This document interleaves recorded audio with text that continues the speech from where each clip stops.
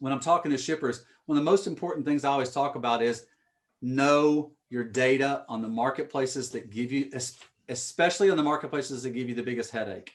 And I know, look, it's our marketplace. We try to run it as efficiently as possible. The spot market can be a headache because it's volatile. It's all economically market driven, and so it's up and down.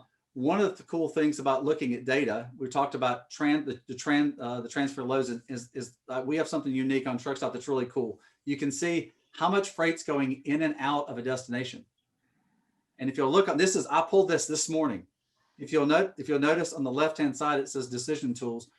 The loads to truck ratios in Illinois to anywhere, you've got 5,371 loads to 58 trucks, or 92 loads per truck.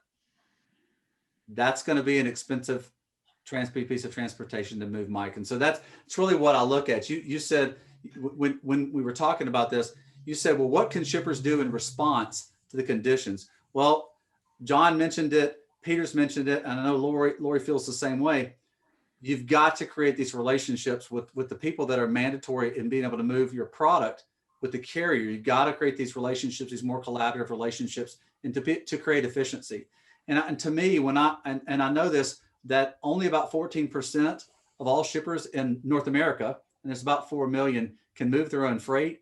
It all comes back to really the technical connection and really investing in the technical connection in order to be able to move freight efficiently for all players, so it can move as rapidly as it needs to. And that's what I see, that is probably one of the biggest solutions that a shipper needs to look at. Is, I know it's painful right now, but I would say one of the best things you can do as a shipper is invest in some technology to be able to connect better. Look at John shaking his head. Invest in some technology to connect better with your providers, because I mean, we all need each other. So I'll stop there. And to me, that's probably one of the biggest suggestions. Know your data, connect with technology, and just build those relationships that create the collaboration that you need.